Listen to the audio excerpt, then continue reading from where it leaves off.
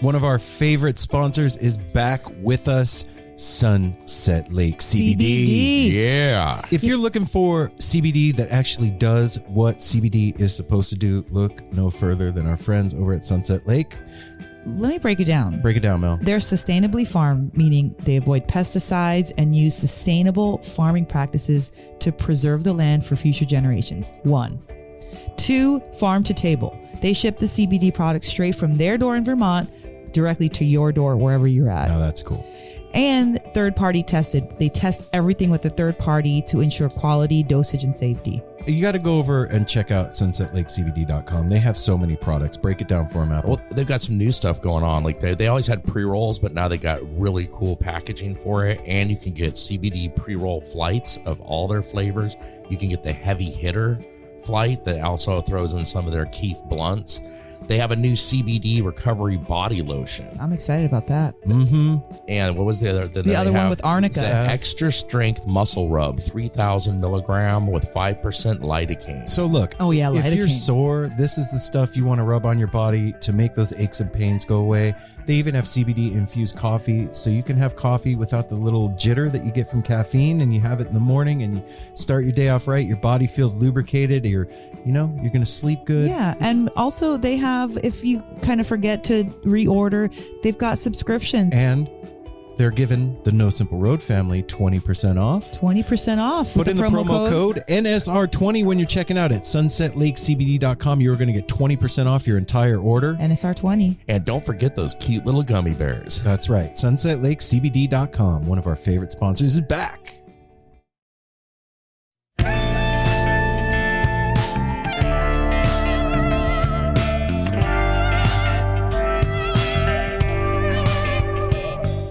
Hey, guess what? You like food. I do. You need it. Yes. You have to eat food in order to stay alive on planet Earth walking around. And you know what's good about food? You get to pick the food that goes in your mouth hole. That is true. It's true. You do. And you know what you should do? You should go check out Fire on the Mountain if you live in Denver or if you live in Portland, because they have the bomb. What? Why are you looking at me like that, Mel? Because you said Portland. Did I? Yeah. It's fine. Whatever. I'm just wondering. Why are you calling me out? I was just going to keep rolling with it. Because people may not know where that is. But yeah, Portland. Do you live in Portland? Do you live in Denver? Go to Fire on the Mountain because they have amazing chicken wings. They have amazing onion rings. They have amazing deep fried pickle spheres. And you they need also to say Spears, not spear. Spears. I always say spears. We're blowing it today, guys. But you get the point. Fire on the Mountain is the place to go. I'm just so excited about their food that I just mispronounced it. That's right. Save room for deep fried Oreos, though. That's for sure. Save room for that. And hey, if you aren't abiding in Portland or Denver, don't be sad. Go to portlandwings.com and you can get some gear there. They have amazing swag. And you can get their sauces there too. So you can be happy. And if you live in Portland and you have any experience as a director of operations, the Portland location is actually hiring right now. So go to their Instagram, which is at FOTMPDX or at FOTM Denver. And you can find the post there for the director of operations. And you know what? Go check out the food. I mean, it's not all about mispronouncing words. It's about Fire on the Mountain. Shop Tour Bus is the longest running sponsor of this amazing podcast Thank that you're about to you. listen to. Yay, Shop Tour Bus. Everyone over at Shop Tour Bus, we love you so much. They are the online lot's greatest purveyors of Grateful Dead inspired merch, hoodies, stickers, pins, and t-shirts that you're going to find on or off the lot anywhere in the country. And these designs, like, I don't know, I've tried to explain this to you guys before, but it's like Grateful Dead song names told in picture form. And it's really freaking cool what they do. And they have a new one up now. It's The Estimated Profit. They have that one, and some of the proceeds are going to our friends over in California that are struggling with like their disaster relief going on. So thank you, Shop Tour Bus, for doing that. And they're hooking up the No Simple Road family with free shipping. So when you check out, put in the promo code No Simple Road. All one word. And they are going to hook you up with free shipping. Apple, what do you got? I was going to say, well, remember, too, this isn't just your ordinary, boring, packaged Amazon That's somebody drops on the patio and you throw away what it was packaged in. You get an awesome hand-designed box with all kinds of goodies in it. You never know. I've gotten action figures, I've gotten stickers, I've gotten gum, candy, all kinds of things. And then special people, you never know, you might get picked to get a bootleg. A miracle bootleg. A miracle bootleg has actually been passed down through the Grateful Dead family. They got a restock not too long ago, so those are probably going out more and more. So, go over to Shop Tour Bus. These are also, got to mention, the comfiest t-shirts. Absolutely. They are always, they fit right. Their material is amazing. You'll love it. Yep. So at Shop Tour Bus on Instagram or shoptourbus.com. Remember, use the promo code No Simple Road, all one word, when you check out. Get that free shipping.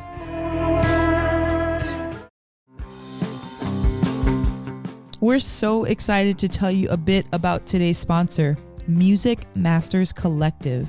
They are a nonprofit organization that produces unique music events, providing opportunities for fans and artists to meet and collaborate in an inspired and creative atmosphere.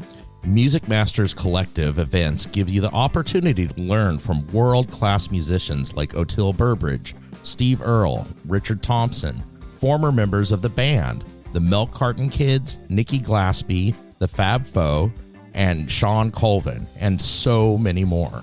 At an event like the Milk Carton Kids Sad Song Summer Camp happening this July, you can expect immersive classes, evenings of entertainment, excellent food, and a space for a lucky group of folks to learn, co-write, workshop, and perform with like-minded peers, all with the guidance of Kenneth Pattengale, Joey Ryan, and some of their favorite songwriters. This all-inclusive week in the Catskill Mountains of upstate New York is guaranteed to be magical. Scholarships are available and spots are extremely limited, so visit www.sadsongsummercamp.com/simple to learn more. That's www.sadsongsummercamp.com/simple. Check it out.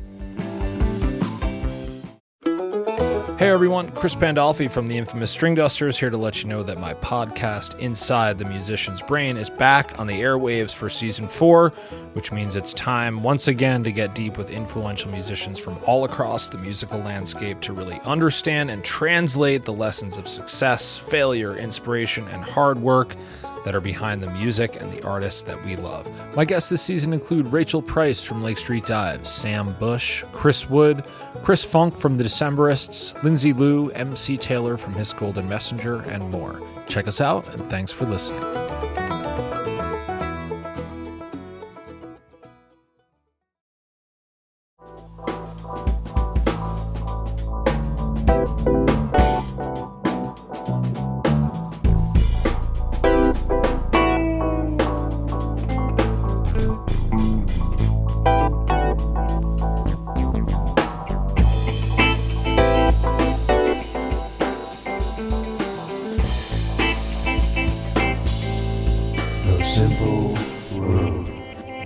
I love when just before I'm going to hit the mic and I'm like, ready? And everybody just is silent. And because then I get scared. I'm wondering, I get scared. I'm like, wait, why? Because then we're 5.5 years into this jam. Well, and there's always last minute preparation. I was finishing chewing a gummy. Yeah, yes. And then you got to have a sip of your drink, clear your throat a little. Hey now, No Simple Road family, what's happening? This is Aaron. This is Mel. And this is Apple. And we got Jack from Bodie Mojo. Whoa! Yeah! In studio, beautiful guest. Jack came over to hang out tonight. We were like, hey, you want to come cut an intro with us? And since you're here. Yeah, since you ain't He got was like, nothing "Hell better yeah, to dude." do, come hang out with us. Everybody, we got something really special for you this week. And I know I say that every week, and I mean it every week. Because it's always special. Yeah. Yeah. But this week, I really, really, really mean it. Like, for realsies, mean it. We have the 5-time female world champion disc golfer, Paige Pierce, on No Simple Road. Woo, Paige. Yeah. Yep, give it up for Paige. So I would be remiss if I didn't initially say thank you once again to Skydog Disciple, to Corey, for giving me the idea to reach out to Paige in the first place. And thank you so much for doing that, Corey. Aww. It ended up giving us this incredible conversation that you're about to listen to, and also added another member to the No Simple Road family. Yes, And absolutely did. added somebody that we're going to get to go to a show with. Yeah, I'm this really summer. excited about that. This seems appropriate to the way everything works out. Like tonight, we have Jack joining us. When we did this interview, we had the help of Skydog, Corey, helping set this up. The night we did this interview, we had our friends Jason, Audrey, and their 2 kids were up here with us, who all play disc golf. And we're very excited about this. So all of this, she became family. This was a great conversation. All the just is kind of seems to focus around family and community, every bit of it, down to the intro we're cutting here now. Yeah. Well, it's a family affair for sure. And it's also great to have such a strong, fierce, powerful woman in that family. She really kind of embodies discipline and hard work and being graceful about struggle. And I just really enjoyed the conversation from just her athlete mentality and applying it to life, and just how strong she is in so many ways, and deciding to pick up and just, tour basically. Like, it's a revolutionary way to live your life right now, and she's doing it beautifully. Some of you out there may be scratching your head and being like, why does my favorite music podcast have a disc golf champion on?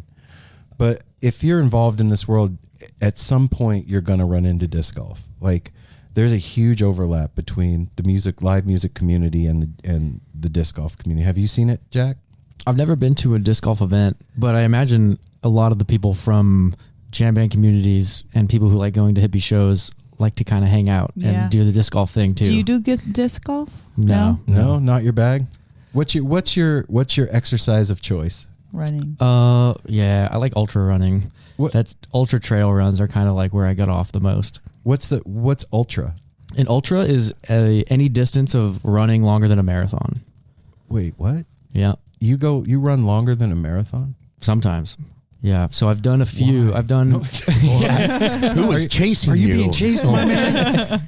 Yeah, I like digging deep and then being in nature. And like, there's this thing that happens when I'm out there that I can like really connect with myself, deal with like demons or like deal with whatever's going on in my life, and then like almost going through like this element of punishment with it and like sitting with it, and it feels like feeling the feelings and then working through them and like working and being pain and like, wow. I would imagine. It's a very profound way of handling. I'm curious, like the ultra thing, like longer than a marathon.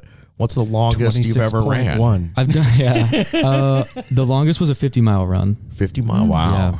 So this is what I'm curious about. Jesus Christ. How do you get from one place to another? Running. Like, do you run in a circle? Yeah. No, but do you know what I mean? Like, so when you're done with this 50 miles, are you 50 miles away from your car or your home? Like, no, I was in my basement. I was just running around basement. On the treadmill. Circle? Yeah. No circle. No treadmill. The treadmills in nature? What? Yeah. Is this like a track? Wow. Like you end up back where you were? This one was so they call it a lollipop. A lollipop is, think about a lollipop. You run out a straight line and then you do a circle. Loop so around. I ran around the Sisters of Bend, North Sister, Middle Sister, and South Sister. So I left about 4 a.m. out of my car and ran 50 miles and got back at 1 p.m., 2 p.m. in Bend. Yeah. By myself. Just I told someone I was going, but I'd like get my own water and packed all the calories I needed and just kind of ran. Okay. So when that, all bullshit joking aside, seriously, like when you're done, are you like out of your mind? Are you completely disconnected from your body? Out of my mind in what way? Like, how do I ask this? So like, I know that when I run my little 3.5 miles, there's a point where like my mind and my body kind of disconnect. I'm out of my head and I'm not really, it's like meditation. Do you know what I'm saying? Like I'm not thinking about everything in my life. I'm kind of just centered on my breathing and going. Yep. So after the run, during the run, I get that. It's like this kind of like separation time. It's like a flow state thing. Similar to like if I'm like playing a show and like things are going well, things are like working. And then like 2 hours goes by, you're like, what the fuck was that? Like, what just happened? You know, it just goes by really quick. Yeah. That kind of similar thing happens if I do like ultra trail runs. But when I got back from that, I mean, I felt like very physically broken. Like it was 100 degrees. Oh, and what the hell's the matter with you? Dude, I was white at the mouth. Like people saw me on the trail, and then this family saw me at like mile 45, and they asked me for directions. And like I don't remember what I told them, but I saw them in Bend. I saw their son in Bend a few days later at a coffee shop. He's like, dude, we saw you on the trail. He's like, you were making no sense. Yeah, they're like, how do we get to here? I was like, it's 2 miles. They're like, it was 12 miles away. I was like, I'm sorry. Jello. Yeah. I just make the iron 50 hot. miles. I have a flat tire. Gotta go. Well, that is very admirable because we knew you ran. All of us that know you, we know Jack likes to run because we've been at many shows. He's like the guy running like at a festivals. Everybody's either just going to bed as the sun's coming up or is waking up. And Jack's you're off for a morning run by yourself. You're like, hey, go and jogging, everybody. Bye.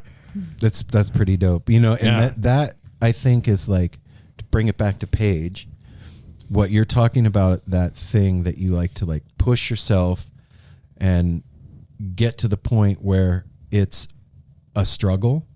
I would imagine it feels like that when you're doing a championship anything.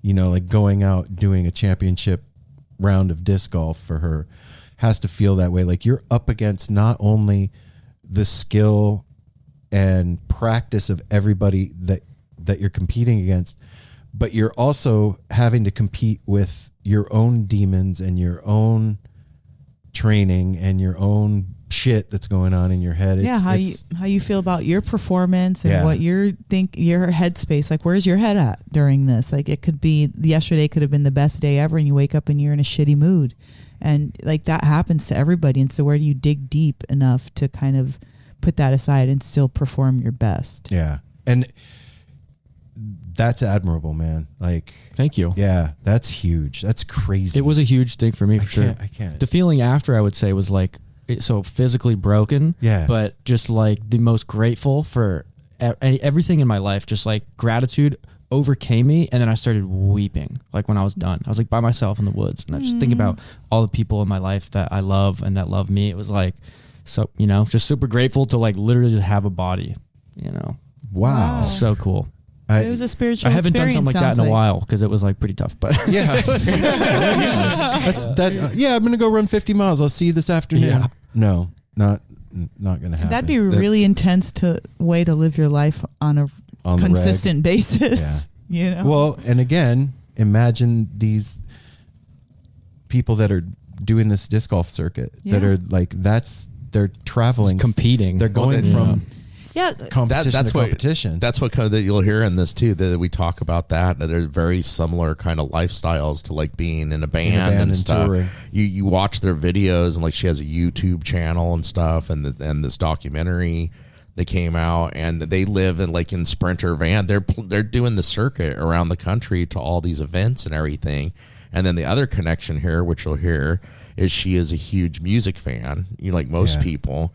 And I won't ruin that. We'll just let you. Who she likes and all these things. It is all in our conversation. Oh yeah, I forgot about that. It became a huge part of the conversation, the music and everything. And it's very similar life, that they're very close knit community, very protective of their community, like we are. We talked about there's a whole lot of similarities in this, and it was awesome. After the interview, after you hear this conversation, if you want to check out Paige's documentary, so she is the 5-time female disc golf world champion, and they made a documentary of her going for her 6th, and it's called Fierce, and it is available at thediscgolfnetwork.com. You can go there and check it out. And support. I urge all of you to watch it. It's intense and awesome. You don't have to be a disc golf fan. You just have to be a human being that is alive on planet Earth that's ever tried hard to do anything. Yeah. And you will connect with this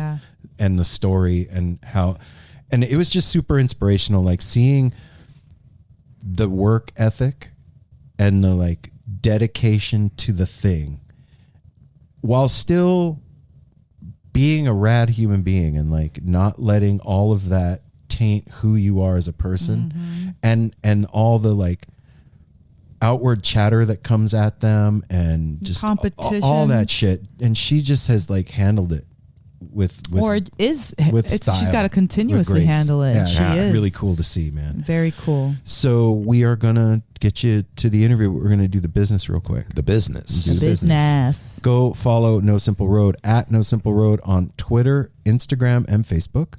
Go to www.nosimpleroad.com. That is where you can find, well, all things about us. Yeah. There's a calendar of Merch. events Yeah, up there. calendar. You buy your merchandise, all the cool hoodies and T-shirts. You saw the cool tin coffee love that one. mugs. Yep, you can get all that There's stuff. all kinds of things on there, and as you all know, Ooh, I'm a that merch whore. Raglan Go shirt. check out our merch. Yep. Oh, you can also, if you want, you can sign up for a tarot reading with Mel and I yeah. through that. We'll use the Grateful Dead tarot I've been deck. meaning to do that for a while. We should do that. That really sounds awesome. I just did a tarot reading today, and it was really intense. Yeah, we use the Grateful Dead tarot deck. You get a 1 hour reading. You get a recording of the reading so that you don't forget what the hell we talked about when we did it. You get a playlist based on the cards that we pulled, because all the cards in the Grateful Dead deck represent a song. So you get a playlist based on your reading, and you get to spend an hour with Mel and I. We'll hang out. It's pretty cool. You can also, what? Help me out. I'm lost. Oh, Go to where am I Patreon. lost? Thank you. Well, okay, Patreon. Right? Patreon is the place that you want to go and hang out with us financially. Support us. Take us to shows, take us to breakfast, You all wanna that. buy us a cup of coffee? You want to Put pay, some gas in the tank. you want to pay for our, cable bill this month or our internet. It's the truth. That's exactly what. It's just funny when you put it like that. Because some people don't even realize, they're like, what do they need that money for? For that, for living, and then for putting out 2 shows a week. That's what we do consistently. So Time and work. You guys work hard. that's right. Boom. Patreon.com. I see you guys working hard all the time. Thank you, Yeah. Jack. Thank you. You guys But grind. Likewise. Yeah. Likewise. we, Yeah. we try. We really do. So that is Thank you, patreon.com/No Simple Road. No Simple Road. On the flip tip, if you want to do something that doesn't cost anything, you can go on Apple Podcasts and leave us a review. All that costs is kinetic energy with your thumbs on your phone. That's right. Or your laptop. Yeah. Or whatever. You can Hit be like, that hey, listen to 5-star. that show. It was sweet. Thanks, guys. Done. And it's still, we have not had one for January yet. So be today the we're first. recording. What's the day? Oh, okay. Today's the 13th. No, because it's the 12th. Today's We're recording on the 12th. Friday because the it's Friday. 13th. Just ruined the illusion. Sorry. But ruined it. yeah, Ruined it. you guys have like half a month basically to not let us go through January with no review. With no review. And then there's always the ever popular that we need you to make more popular tepid line. 971-808-1524. That number again is 971-808-1524. And that is the place that, as we say, it's open mic. You can do whatever we want. You can sing us a song. You know what? We haven't said that. Like, sing us a song. Play us a guitar lick. Play us a banjo lick. Ooh, yeah. Ukulele, hum, yodel, like anything. That's true. Call in and give us a list of names for your pets. Yeah, it's whatever you want to do. We really love the trip reports, and there's a lot of music happening again. Recipes we know that. we We know liked. you're all going to shows. The fish tour is going on. There is just a lot of things. So please give us a report on what you've been seeing. What have you been doing with your winter? How about that? Last but not least, if you're new to No Simple Road and the No Simple Road family, and this is your first episode, Welcome to the family. Welcome to the family. Thanks for coming to hang out with us. I know there's a lot of disc golf fans that are probably listening to this show for the first time today, and I want to say thanks for coming and hanging out with us and checking this out. And we hope you stick around. There's a lot of great interviews on our feed. We've got interviews with, I don't know,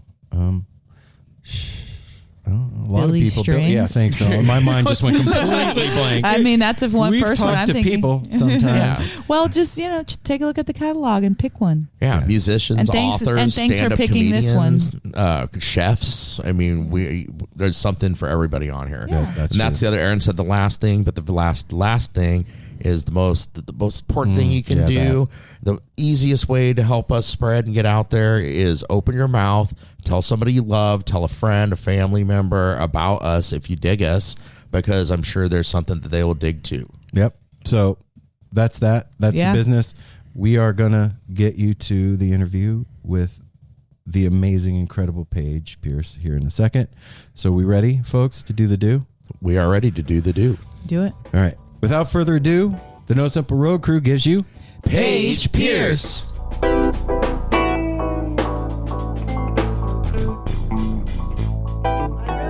appreciate y'all's patience. Oh, of course. This is our time with you. Let's spend it however we want. So let's be honest. Let's be honest here, Paige. We're at home. Yeah. Are you? Yeah. So Amazing. ain't no thing. We're just hanging out. I'm Aaron. How's it going? Good. How are you? Good. And Paige, I'm Mel. I'm one of the Mel? Mel, one of the co-hosts here, No Simple Road. And then I'm the Awesome. third member of No Simple Road. I'm Apple. Apple? Yes. Yeah. Okay. So Paige, there's normally three of us that host the show, but because you are who you are, we brought a ringer with us tonight. Okay. This is Jason. Hi. Hello, Jason. And Jason is part of our No Simple Road family, close friend of ours, and a huge disc golf I'm fan. a disc golf guy, so Awesome. they brought Awesome. me in. So I was like, hey, Jason, would you come hang out with us And so that we don't sound stupid? Well, then also you can't see it, but there's three other people in the room. Jason has his wife. I saw some hands over by you, Apple. Okay. Yeah, that's Jason's daughter, Darla, Hello. and then their son Simon is right over come here. on too. in. At least Simon, I can see you. Jump in Simon there is real an quick. up and coming disc golfer. That's incredible. That's awesome. And a puppy. Oh yeah. Oh, yeah, Oh that's yes, Darwin. and Darwin. That's our Darwin. dog. Yeah. Yeah. he's We've got a catching- whole he's house catching a full cord. because of who you are, Paige, and thank you, one, for agreeing to do this, and two, wow, Yeah. what you are doing and your fierce is awesome. All of that is so amazing. So one, thank you for doing this, and two, what about your podcast? Is Yeah, that really your podcast? Is it new for you? It is new. We had one season last year and we just started season 2. It hasn't started airing yet, but we've recorded 4 episodes now. It's called Approachable. I host it through Jomez Pro. They're probably the leader in our sport as far as like content. They do a lot of video, and they asked me to host a podcast through them, and basically said like they want to get into podcasting and they want to get into women's disc golf, and so they want me to do it, but it was kind of like free for all, like whatever I want to make it about. And so for me, like, I don't know, like you always kind of talk to the same people. It's like, hey, you won this tournament. What do you have to say about that? How did you win? Tell me your inspirational story. And for me, I wanted to interview people that like nobody may have ever heard of, and just like the unspoken heroes that like are driving the sport like underground. So we're interviewing like people that host like leagues, like weekly tournaments, and people that work at manufacturing companies that like help out with people getting sponsored, stuff like that, people that design courses. So it's been super fun just to like be so involved in the sport, but to still be learning new things. So I've been having a good time, like still learning. Doing what you do at the level that you do it, you by de facto spend time in front of the camera and being interviewed and stuff. And that is a whole like skill in and of itself. But hosting something and being the one that's controlling or guiding the conversation is a whole other ball of wax. What's been the hardest thing for you in starting the podcast, Paige? It's kind of funny because it translates into disc golf a little bit. I feel like it's like, for me, I'm just like such an inquisitive person, like, and it's just like my nature to like want to know how something's built, to want to know like how someone threw that specific shot or something like that. And, so like it comes naturally to me, like the question part, but the part that's been a little bit difficult has been like not getting too ahead of myself and like thinking about the third question from now when I'm still on that one question, or like really wanting to get this one question in, but like the conversation's not naturally steering that way. Which honestly is so similar to disc golf, because like you could be thinking about hole 15, but you're still only on hole 3 and you're like, hey, now like pump the brakes, like we'll get there. So it's been cool to like to see the similarities like in that. And it's like podcasting and disc golf, how is that relatable? But everything's relatable. You just have to, like, that's what you're talking about relatable. Like our podcast, we're we are really focused on music and we've started doing more things, and we're in like the Grateful Dead kind of jam band community. And like watching your documentary, me, Aaron, and Mel all kind of took away from it, and knowing Jason and the disc golf community, it's like it's a community, and it's kind of a fringe community that is very fierce about everything they do and protecting their people and themselves. And and it really is like our community, like a jam band fans and stuff. We're a really tight knit community that really protect each other and our family. And that really comes through. We knew that from Jason, and knowing we're in Portland, Oregon, so we know a lot of disc golfers up here and stuff. And it kind of, there's a crossover there too, as far as like the community and the family built around it, even down to your life of like traveling on the road in a Sprinter van, which a lot of people do, following the Grateful Dead and Fish and bands like those. So it really came across in the documentary you did, and a lot of the people talking about, me and Mel were talking about last, like the one guy that was talking about like when you notice people walking down the street with that little insignia. Oh yeah, it's the same thing with music. Like if you're wearing, and it's like, oh my gosh. like I you're have so in the many know. conversations with people with music shirts on, or disc golf shirts. It's a really cool, and that is so like similar as well in like the music world. And I think that's why I've dove so strongly and so deeply into the music world, is because you feel that similar vibe. Like people are trying to support each other, and like they see that you're different, and they want to know more, and they appreciate that. And like in a lot of different, like, I don't know, if you go into like a blue collar workplace, it's like, if you're not wearing the same pants as someone else, you're actually like gossiped about or looked down upon. But like musicians, like they have their own like stage presence. It's like some of them actually, like Corey Wong's band, for example, like they all dress the same. But then you'll have other and Turquoise, like I love their like colorful. Yeah, and it's like they all kind of have that pop of red or turquoise or whatever. But like, I mean, my favorite band, Billy Strings, they don't at all match. No. Yeah. Billy will go from wearing like a Bam Margera hat to like the next show, like wearing like a flannel, and you're just like, it's so cool. So it's like, it's really cool to have that individuality, but, but when you're different or you're trying something new, you don't like, you're supported and you're lifted up, you know? Absolutely. Yes. And that's the thing for me, that like the live music community is my family. And my whole life, I never felt like I fit. I was a round peg in a square hole every freaking where I went, but when I found the live music community, none of the shit that I stuck out for before mattered.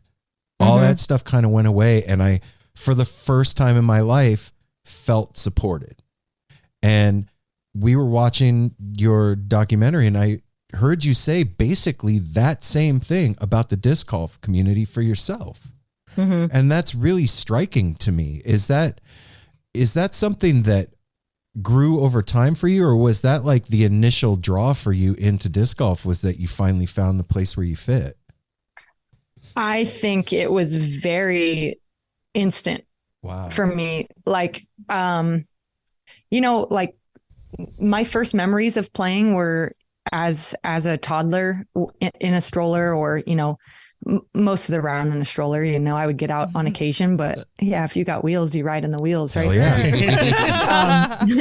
I remember being that young and having like 40 to 50-year-old men like clapping for me and high-fiving me and supporting me. And it's like, in any other avenue of life, like that would kind of be weird, right? And then like even growing up and becoming like a teenager, in disc golf, we have like, they're called like either leagues or minis or weeklies.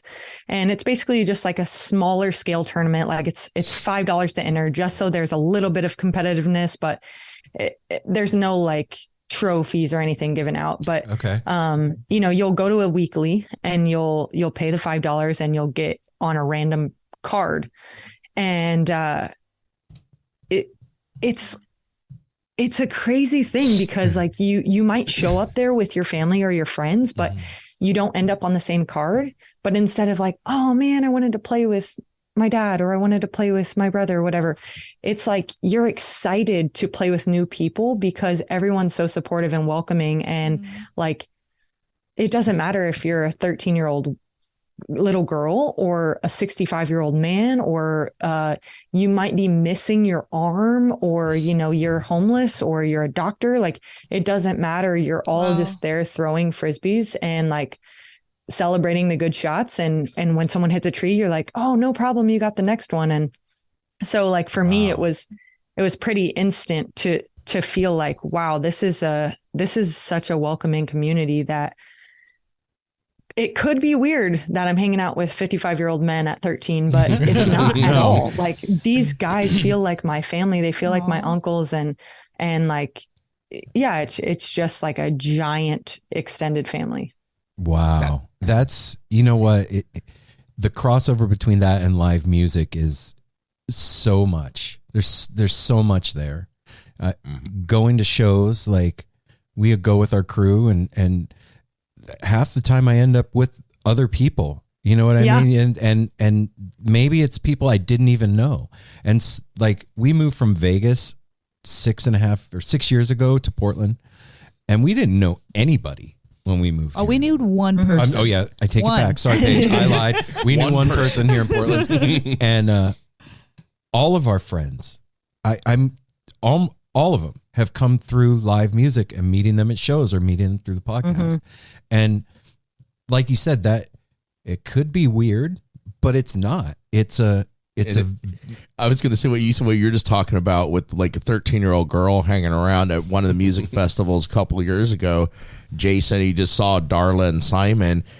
I ended up being their babysitter one night, so mom and dad could go party, go have fun late and dance and stuff. And they actually ended up being my babysitters, and we hung out, and we had the best time together. And I'm 53. That was a couple years ago, so I'm 51, hanging out with kids who were that weekend were more responsible than me, and ended up being my babysitter. But there was nothing weird about it. It was so cool, and it happens a lot because it's very friendly, the jam band community, as well as like the disc golf. It's all big time, all different walks of life and ages and everything coming together and just celebrating life. And for me, I can go back in my mind, and I remember my first concert was the Cars. I don't remember what year it was. I was in 5th grade, but I have a very distinct memory of the moment that I knew that the rest of my life I wanted to be in or around the music scene. I wanted this thing in my life. I never wanted to leave. I didn't want to go home. I never wanted it to end. And I knew that I was going to be doing something with it at some point. And as I was watching your documentary last night, and I heard your dad say what he said, that like he knew that you were going to be a champion. Okay, that's great for your dad to know that, but it's a whole different thing for you to want to do that and to do it yourself, right? Like, somebody can want something for you, but for you to do it is a whole other thing. Is there a time that you can think back to or remember, Paige, that like you were like, this is it, I'm doing this for the rest of my life, I'm going to be the best in the world at this thing? Yeah, I mean, that's a tricky question because, yes, I can remember that moment and remember that feeling and remember thinking that, but like looking back on that time, I don't have the same mentality. Like, I don't think anything is forever. Right. So like, even right now, I don't know if I'm going to play disc golf forever. Like, I know that I'm still obsessed with it. I'm still in love with it. That's my biggest passion. But, who knows what I'm going to feel when I wake up tomorrow, Yeah. But anyway, to get back to your question, like, yeah, I went, I had graduated high school. I graduated in 2009. Okay. And I signed up for, like just the basics at a community college nearby my house. In 2010, I guess that would have been. And, in the winter semester. and I had gotten like a text message from a couple pro friends of mine that said, that had seen me play regionally in Texas and stuff. And they had said, "Hey, Paige, like, we think you're really, really talented. And we want to offer you like a chance to come on the road with us for the summer. Like, you go to these 4 tournaments. You can stay for free. We'll pay for the gas. Basically, just need to feed yourself and figure out the tournament entry fees, and we'll show you the ropes, basically see if this is something you want to adventure into." And I remember my very first tournament on the road was the Beaver State Fling. It was in 2010, and which was a national tour, which was the highest level of an event at that time. And I got second place. I lost by 1 stroke. In the pro women's division, and I was 19 years old, and I had never played a tournament. Even I had played 1 out of state tournament, but it wasn't like anything big. But this was like my first big event, and I lost by 1 stroke, and I was just like, whoa, this is crazy. And I made a really pivotal mistake on the 17th hole too. So it was just like kind of eye-opening for me of like, wow, if I like actually try, and you just said, like, my dad had said like she's going to be a champion one day, and he had always said those things to me. And you guys know, after watching the documentary, my dad is very like bold. He's just very bold man. And so I had become used to that, and I'm like, oh, Dad, you're just being a proud pops, like, yeah, I know I'm good. Like, I know when I throw the disc, I'm like, I'm impressed, but it's comparatively, is it really that good? And so after going to that tournament and realizing like, wow, my dad was right. Like, I could be a champion. It was just like a kick in the butt for me of like, wow, you need to start practicing. And, I came back from that little summer tour, and I told my parents, like, I'm not going to go back to college. I'm going to commit to this, and I'm going to practice every day, and I'm going to buy a vehicle, and I'm going to hit the road. And I did. And it's, been 12 years now, and still going. Yeah. Well, that's wait a minute. That's an interesting awesome. situation. Well, I was going to say that's interesting too, with your dad telling you the great, and then it's like, you probably got away with it more than anybody ever would, coming home being like, I'm dropping out of college and going on the road. You're the one that told me I'm awesome, Dad. Yeah. Well, also, I think that's just kind of like a societal thing of like, you're supposed to go to college. Yes. Oh, yeah. And like, I know you have 2 kids in the room, so like, I don't want to be like, a bad influence or contradict the parents' decisions, but it's just at this day and age, at least in our country, it's just, it puts you into debt. It puts you into so much debt.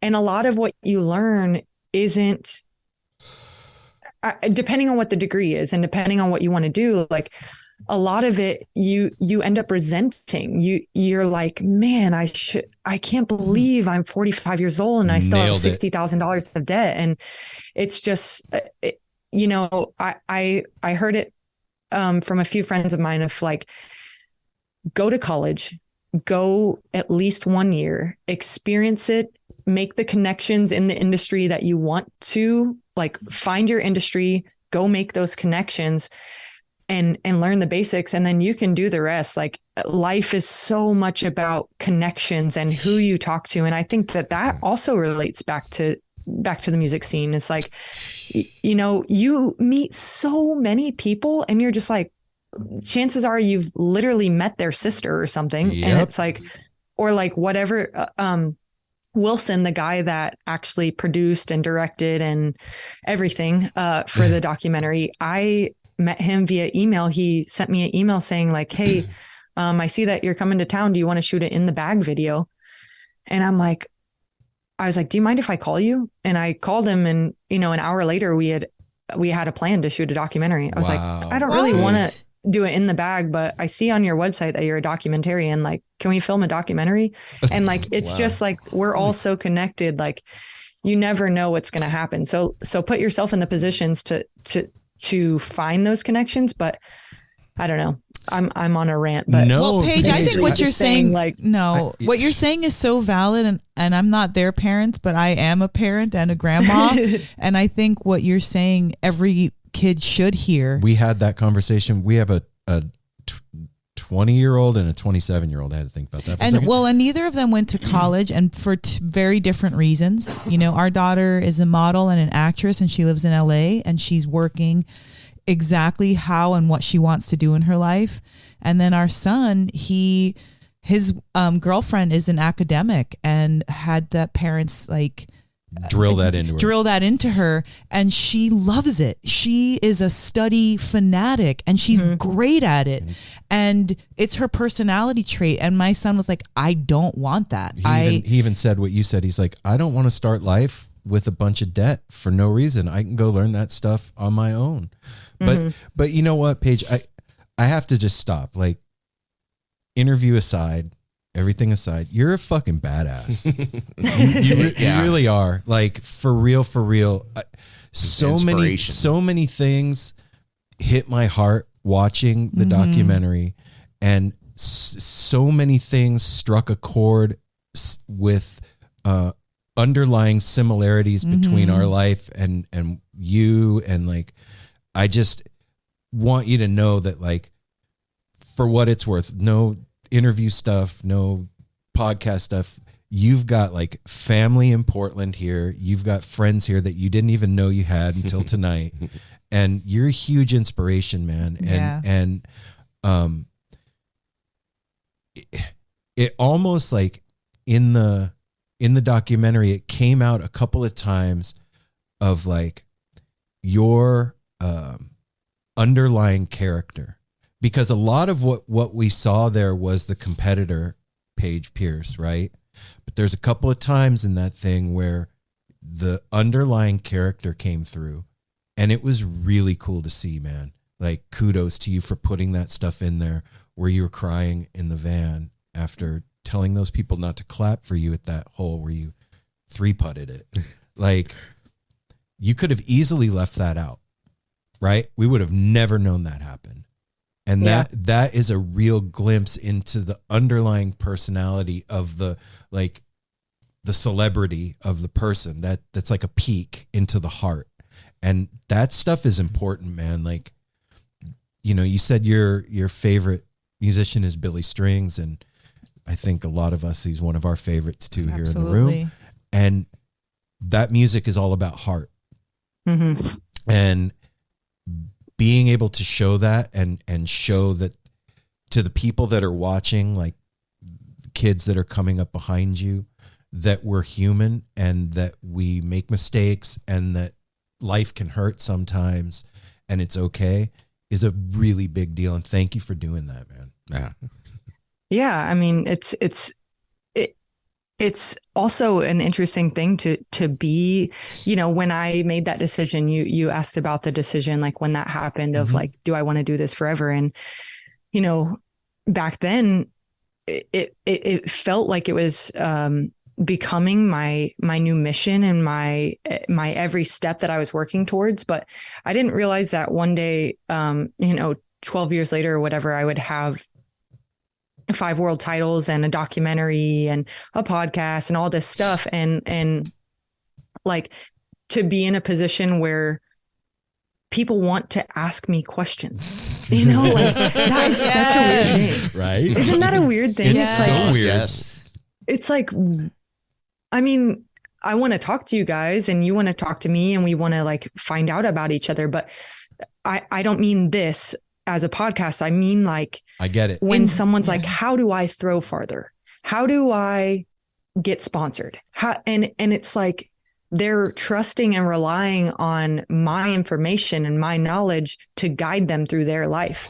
And that is something that I could not have expected as a 19-year-old who was on the cusp of winning a tournament, you know, that like 12 years from now, I'm going to be like teaching people how to do things. And like, there was a stage like where I felt so proud of that. And I felt like, wow, I can help little girls like get sponsored and to make a career in a male driven sport. And like, And that pride is still there. And I feel fortunate for that. But like now I'm at a point where it's like, it's hard to, for me to still put into words, but like I'm in a point where it's like, I'm struggling with that because I'm like, who am I to tell you what to do? Like, can I, it's like, why do I have more of an answer than you could have? Like, I don't know what your kid wants to go to college for. If they want to go to college, what discs they should throw. I don't know that. Like, you just got to try things and find out what you like. And so like, there's a part of me that's like, okay, it's my job to represent my sponsors and to tell them to buy a passion, but it's like, just do what works for you, and you're the only one that can tell yourself that. So it's like, it's been a wild ride. Paige, I just want to, I mean, this is not the right answer, or it's just a thought. Like, you have, like, when you went to your dad and said, I'm quitting, I'm going to buy my vehicle, I'm going to go tour. By doing that and putting like your own hammer down and your own foot down, you dedicated your life to something, or at least X amount of for that time being. Mm-hmm. And so that act in itself, you created a discipline and an avenue for you to teach yourself. And so when somebody is asking you these questions, you are that person that went to school for 12 years for disc golf. So who the hell else will ask? I feel that way. So that is why you have an authority. And the fact that you have been such a cheerleader for women in the sport is another aspect to why it would be beneficial for somebody to ask you, a young girl or somebody a minority of some sort, to how do I go beyond this? So you're in the position because you created it and you put yourself in there. You just don't, maybe, the hindsight sometimes doesn't catch up with us yet. You know what I mean? Like, you literally did all the work to have the answers and the position to let these people know, this is how you throw it, because this is the disc you use. This is the course. This is how you play that course. Like, you did it. You did the work. So sometimes, we do have to stop and acknowledge that very real part of our actual actions. Well, and the other flip side of it too is that all of us, no matter what we're doing, suffer from some level of imposter syndrome. At some point in our life, that's a thing. Especially when you're excelling at what you're doing. And look, Paige, nobody knows what they're doing.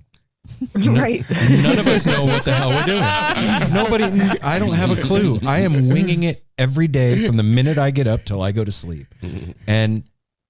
But it's the best. It really is. The best. It's very I'm such a planner. Yes. I'm such a planner in like a to-do list, and I get so much satisfaction of like erasing something off of a to-do list. And I think that I love that. But like for me, the best days are like when you don't have a plan and you're just like, or like at a festival, you're like, okay, I'm going to go see this set. I'm going to go see this set. I'm going to go see this set. But you're walking in between sets to get to the other stage. And you hear an artist that you're just like, wow, I have to go that way. Yep. I don't know what that is, who that is, but my legs are calling me that way. It's like, those are the best things, because I've learned you don't have expectations. When you know, like, this is what I'm going to do today, it's like you expect it. So you're not as excited. Like for you guys, I hope this isn't the case, but I won't say for you guys, but a general person that lives in Portland, they could have the mentality of waking up and being like, oh, there's Mount Hood again, Oh no. Whatever. Yeah. But for someone who comes to that city once a year, maybe only once in their life, they're like, holy shit, look at that snow-capped mountain, you know? And it's like, it's all about perspective and like expectations. And like, you expect when you when you walk out to your car to see that every day. So Yes. like it's not as impressive, you know. Ooh, but Wow. Coming from the desert, it's impressive. Well, every yeah, time. when you- Yeah. So Paige, maybe that's the kind of view from your life too, because you've created all these wonderful and had all these incredible, wins and career. It's easy to not think it's a big deal or forget how big of a deal it is. Starts to feel normal. Yeah, it feels normal. Being a champion is normal for you because this is what you've been doing on a regular basis. So it's that perspective of coming outside of yourself where somebody's coming up and like, here's Paige Pierce, and they're like, oh my gosh, maybe like you were when you heard the first, competitors that now you're like, competing against, and they used to be the people that you used to look up to. Well, and like I was saying too, like none of us know what we're doing. Everybody is winging life, and just through simple experience, you are now the person that people ask because you've done that thing. And you're like, I asked myself, well, who am I? Why am I the one? Because you did it. You know what I mean? It's all your fault. It's all your fault, Paige. But that's the best shit. That's the best stuff right there. And I think that a lot of it too is like figuring out how to be comfortable with every new level that we reach, right? Like it's finding that balance of ego and not every time we level up, and it can be hard. It can be really hard. And having people calling you and, hey, we want to interview you, and like, can I have your autograph? And hey, aren't you like, okay, that's cool for a minute, but after a while, like, what's next? What am I doing now? Yeah, right? Totally. It's Oh, and it's also one of the most important things, like we say, is to be like what you're saying. It's being humble. Yeah, that's very important. I was gonna suggest you. This is promoting ourselves at the same time as we all love Billy Strings. But we at the beginning of quarantine, we were able to interview Billy Strings only because there was really lockdown and everybody was at home, bored. And when we talked to him, I mean, you talk about a person that's in the spotlight and a superstar. And he is so humble and sweet and amazing and thinks the same thing. He's like, I'm not that good, man. I'm not as good as this guy and this guy and this guy. But anyway, I was going to say, to promote us, you should listen to that episode if you like Billy, because I definitely will. It was amazing. I definitely will.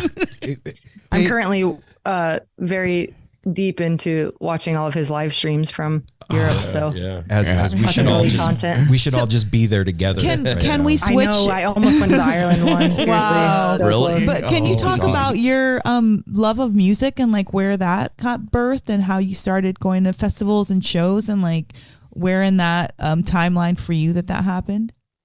Yeah. So again, that was Billy Strings, and so that's probably why he's my favorite artist. But I mean, I had seen some shows before that, but I would say it was like my first show that I was with my friends, and like, no parents. Like I had seen, like, I don't know, I saw like Spice Girls and stuff like that, like in school days, but it was, I think it was 2017. It was in the fall of 2017. We were in Pittsburgh for a disc golf event.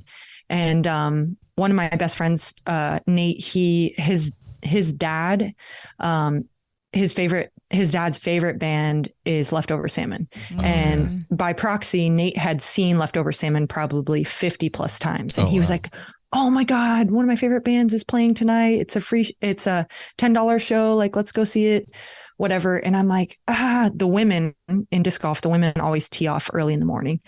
And I was like, I don't want to like be out late. Also, like, I was just so closed off to like dancing. like publicly moving my body. Wow. You're just like, you have this anxiety and like, oh, I'm a bad dancer. How do, all of us feel that, right? Yep. And I was like, I don't know, making up all these excuses, which I used to do when my friends wanted to go to like amusement parks. It's like, I hated roller coasters and I would just like make up excuses why I couldn't go. And I was like, okay, Paige, you're an adult now. You're on the road. You don't have parents here. No more excuses. Like, how, just do this, just go. And it was so funny to have like this internal dialogue with myself. And I went to this show, and it was a leftover salmon show. I loved it. I had a great time. Have you guys seen Leftover Salmon? Yes. Yeah. Oh yeah. Vince Herman is just a legend. Like he's a legend. And anyway, like halfway through the set, they were like, okay, we're going to bring on a friend of ours. His name's Billy Strings and whatever. And he comes on the stage and he plays with them for a couple songs. And like his eyes were just rolling back in his head. And he was just like, like the Billy thing. And I was just like staring at his fingers, like, what is happening? Like, how is that real? And that was the first time that like I understood live music, like if I close my eyes, it's like, okay, I can hear these sounds, but like when you have your eyes open and you're looking at all of the strings being plucked, you like really start to pick out like how each noise is being made. And it was just like incredible how many noises one human was making with 10 fingers. Like I was just blown away. And then they said, like, after he sat in and played his songs, they were like, okay, that was Billy Strings. Like, he's playing a free show tonight, just down the road at 11 p.m., whatever. And I was like hooked already, but I was like, oh my God, I got to tee off in like 7 hours. Like, I can't go see that. And, like, bad, but I guess now good news is like we all rode together. And so I kind of got like trapped into going. Like all of them were going. So I was going. And, it was amazing. It was a free Billy show, like front row, like super intimate show. And I've probably seen him like 20 plus times since then. And I just like, I didn't know that I liked live music. I didn't know that I liked bluegrass. I didn't know that I liked dancing. I didn't know that I would ever feel comfortable dancing. Right on. And yeah, just like honestly kind of completely changed my life. It like, Truly did. We get it. I get it. We get it. 100%. Everybody in here is nodding their head and like, me too. That's where I am such an awkward dancer. Full disclosure, when we first moved here, we weren't going to shows that much yet. As much as we are now. Okay, yeah. And as it started to increase, I was like, what are we doing? Like, why are we spending so much money? Like, why are we like, because, concerts are expensive and like the time and just the planning and all of these things. And I'm like, woo! Yeah, he's like burning it down, But, I started to just quickly realize and have my own experiences of like, this is like magic time that we get to share with people that are around us that are feeling just as excited and happy about the same thing as we are. Exactly. So not only when the crowd's moving together, like, oh my God, there's nothing like it. Like, you don't need words to feel a connection. No. That like one little melody, and you're just like, you look to your right and you and this stranger are like hugging, and you're like, this is the best night of our lives. Like, and it is nothing like it. There's nothing like it. Have you found that, because I would imagine that finding that and having something to give you that kind of outlet helped your game. What is a city without its music? The legacy of the New York Philharmonic is incredible. Nearly 2 centuries of history. That's a lot of music and a lot of stories. I was sitting on stage for the very first time thinking, I can't quite believe this is happening. Join me, Jamie Bernstein, as we explore the history of the New York Philharmonic. It's the NY Phil story made in New York, a podcast about a city, its people, and their orchestra. Listen wherever you get podcasts. Big time. And also, it's like, I was going to say this on the last thing, like, it's been something where it's been ever since that time in Pittsburgh in 2017, like, almost, well, I mean, I live on the road, so it's like Right. obvious, but like the way that my life is with touring and going to a different state every week has put me in a position to see so many shows. Like, oh, wow. I wouldn't have been able to see Billy that many times if if I wasn't on tour and like our tours line up, and so it's like, I mean, actually now, like probably starting, it's 2022, right? Yeah. Yeah.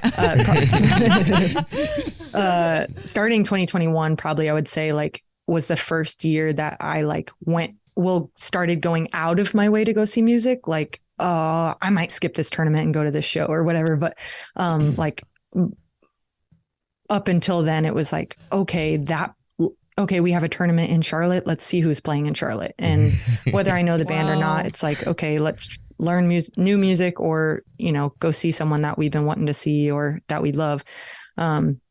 But yeah, it's been such a cool like pairing because it feels like I'm like, for a lack of better word, like a groupie, like I'm just like on the music tour, but I'm not. I'm on the disc golf tour and just lining it up with shows. So it's been really, really cool. It's always seemed to me that the jam community and the disc golf community overlap pretty heavily, and you guys even mention it in the documentary about like removing the stigma of stoners throwing frisbees, and it's a very evident at this point that those two things feed each other. Like you said, the experience that you had in live music changes your mindset. And do you think that it made you more relaxed? Yeah, I think so for sure. And I would say less judgmental, or like shit. a lot of my dad's judgments wore off on me.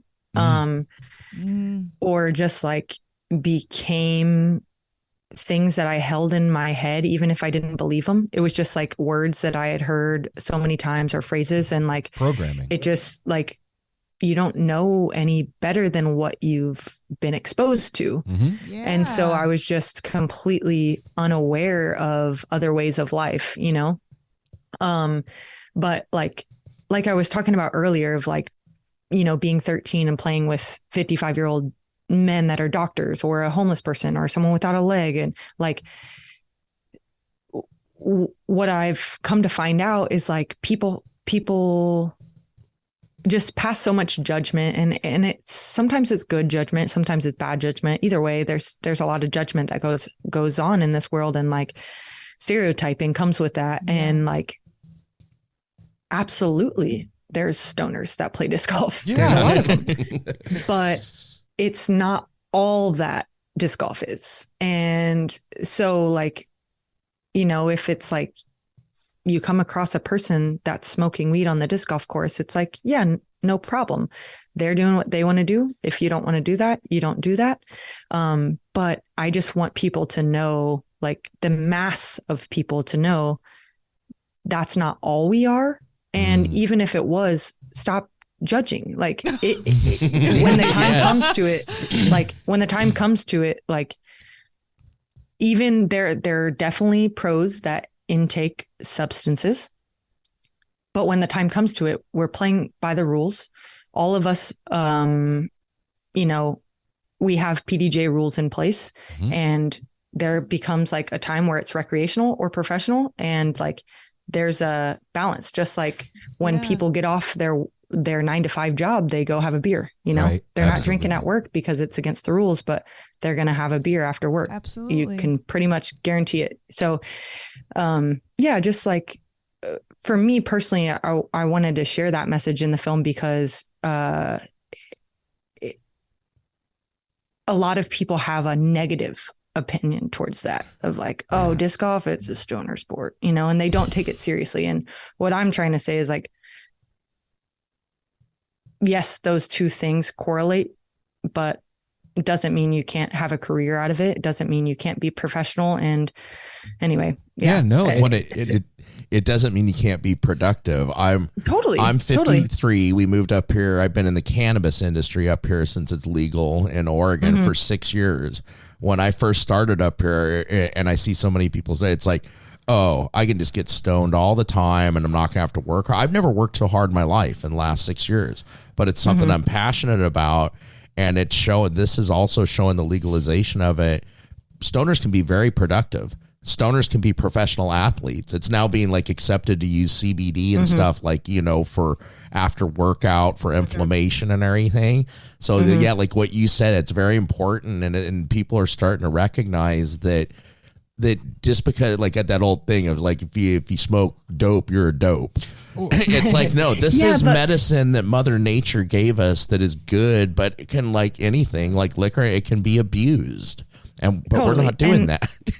Kind of like what we were talking about earlier about like choosing the right disc and stuff. It's like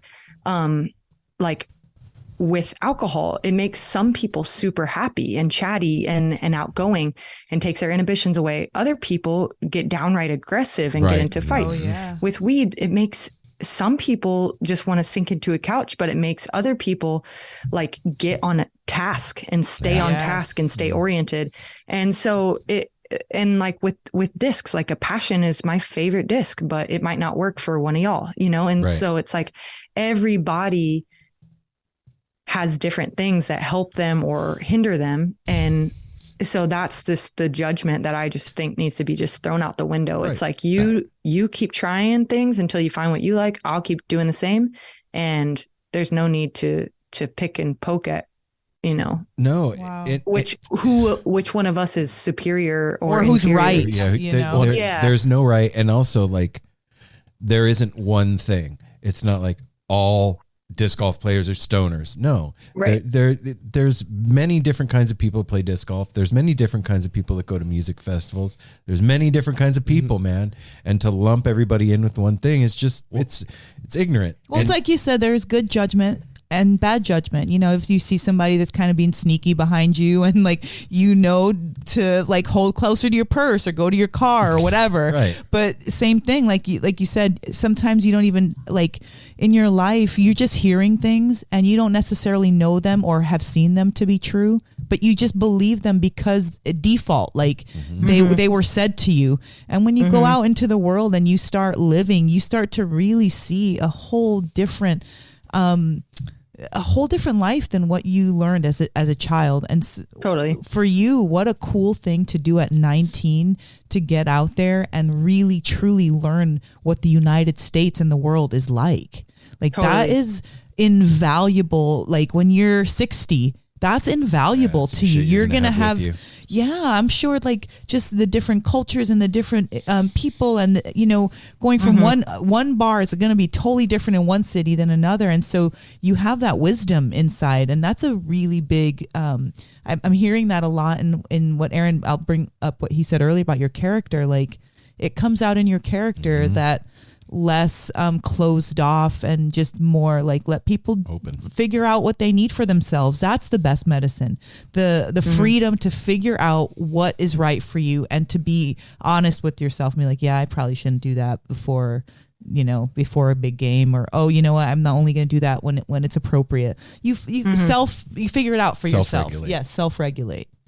Yeah, totally. And you know, another overlap that I saw with you is the whole like mindset of manifestation and like how that's such a integral part of disc golf, and like seeing the line and manifesting that and making, you know, your reality come into focus with what your intention and your will were.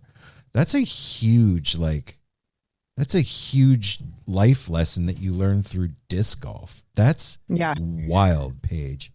Yeah. And like, that kind of brings me back to something from earlier too, is like, you talked about Billy being humble and stuff. And like, that's probably been my biggest struggle over the last like 2 or 3 years, has been knowing that I am a champion, and knowing that I have skills that set me apart, and knowing that I'm dedicated, and knowing like that I have the fire. And when I feel the fire burning, I can get even better, and I can climb even higher heights.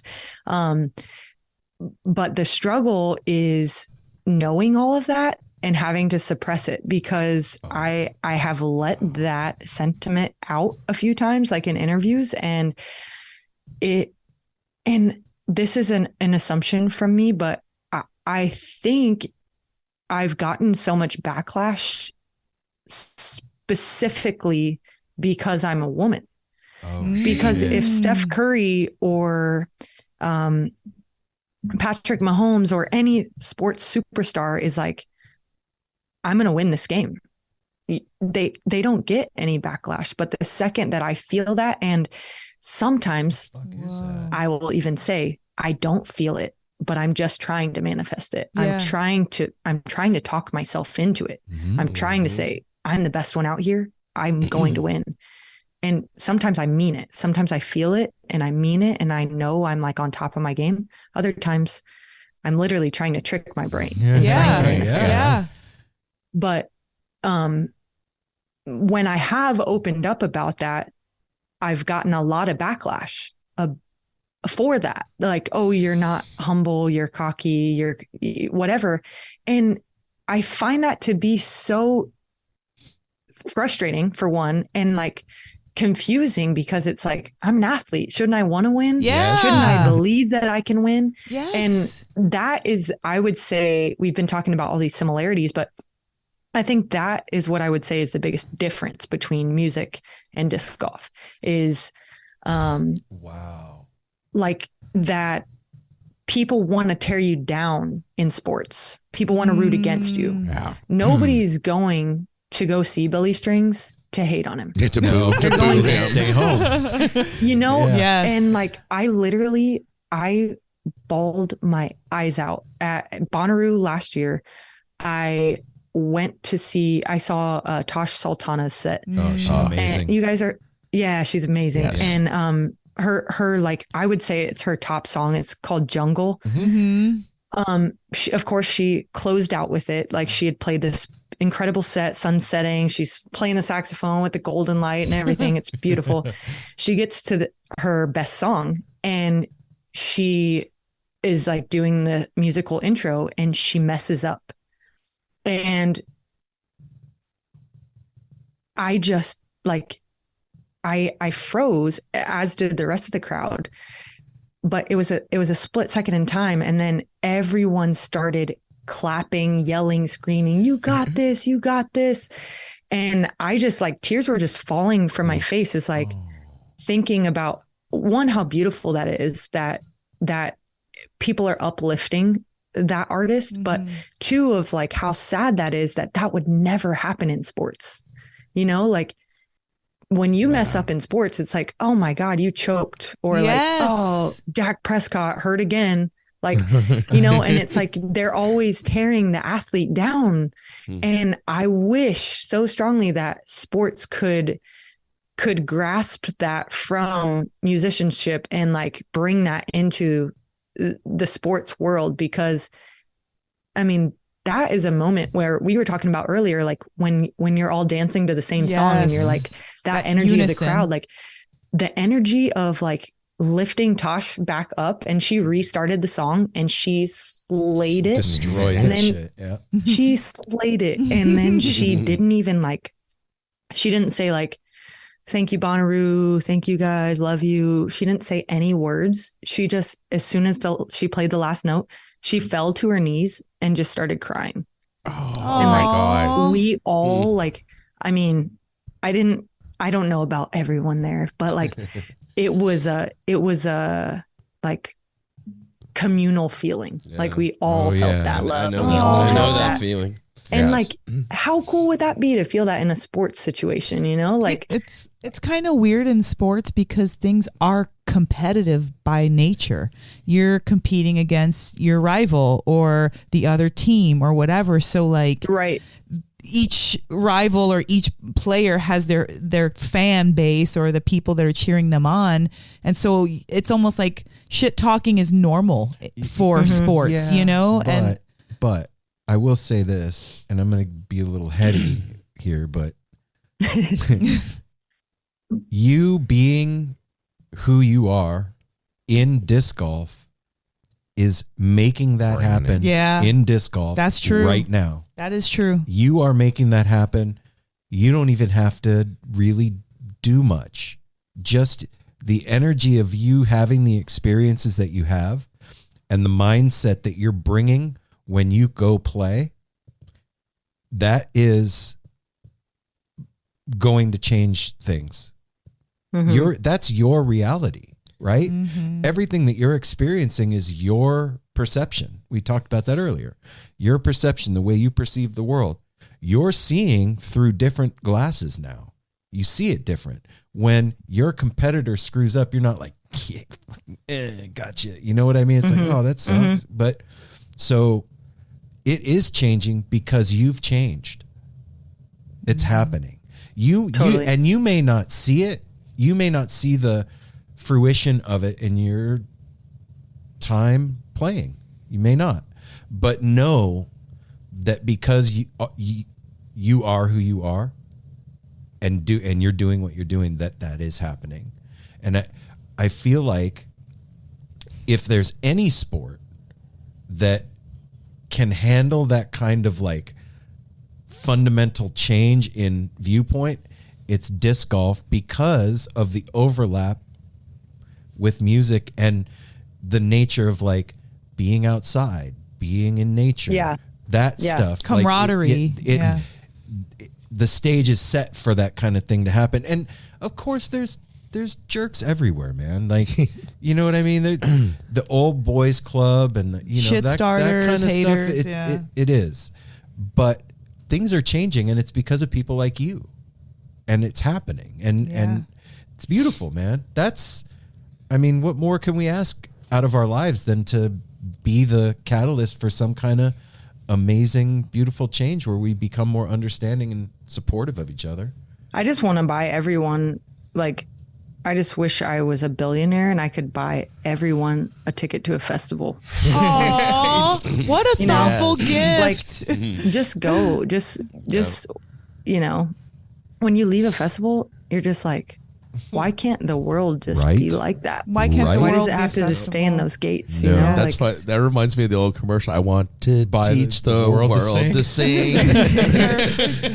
Paige, I don't want to take up a lot of your time, but I do want to ask you a question that I ask this once in a while to people that get interviewed a lot, right?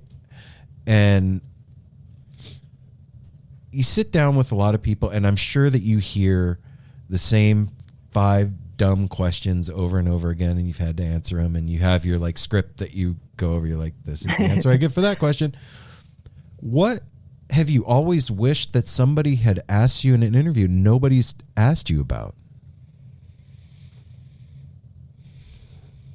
I mean, honestly, I feel like this was probably my favorite interview I've ever done. Like, just kind of like not the normal questions. It's like, it's just life, and and connection and connection. Like, I think that would be it. Like, I guess just because my brain's already there. But I had just kind of talked about like buying people festival tickets and like leaving a festival, and like I play better after seeing music because my heart is in a better place. Yeah. And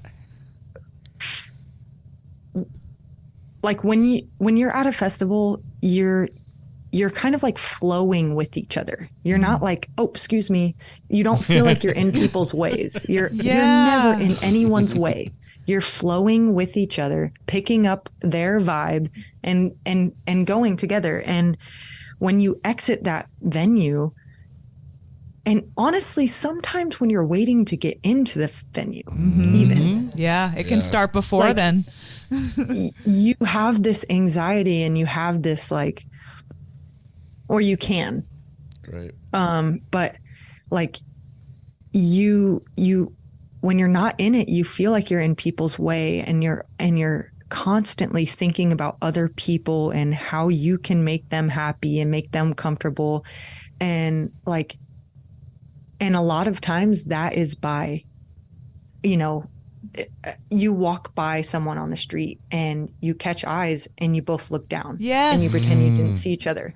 And in a festival, that does not happen. No. Look at each other. You're probably even going to hug and just like, I love you. You don't know anything about that person, but their smile is contagious and it makes you smile. And now you're friends. And when you say And you like, love them, you mean it. You mean it. Yes. I literally mean it. Yep. Like, and like, every time I leave a festival, I try to hold on to that, whether that's like, at least until my brain is like, you know, people have honked at me 20 times and say F you and I hate you, whatever, then it's like, it's hard to remember that. It's like, oh man, there is still this shitty world out there. Like, but like, I try to hold on to that for as long as I can, where it's like, when someone looks at me in the eyes, I say, hello. Yeah. Oh, yeah. Look away, you know? And I think that that's something that's so small that we have full control over as humans. Like, it's in our power and we're fully capable of just smiling at someone and saying hello instead of pretending you didn't see them, grabbing your phone because you don't know what to say. It's like, you don't have to know what to say. No. Just say hi and smile. Like, it will literally change the whole day. And so like, I don't know if that's something that I wish that someone would have asked me, but I think it's something that I wish I would have known sooner. That's beautiful. Yeah. Wow. Yeah. That's absolutely. Dope. That, you know You're what? so, like, that was a great what's answer. funny is that I meant to ask you after you were talking about the Billy Strings thing, like you stayed up late that night and went to his free show. How did you perform the next day? I kind of want to look into that tournament standings and see. I don't remember. Be interesting. Yeah, it's just interesting because I just wonder, you know, like here you are, your head's like totally blown by Billy's strings, and you're on lack of sleep clearly, and you were partying, having dance, and then you go, you know, do your thing. So I just wonder, like, even just for your head, like you said, but you did say it, like after you see music, you're elevated, you're lifted, your heart is open. So yeah, you're just kind of like, oh wow, there's good in the world and like connection and you know, whatever. And like,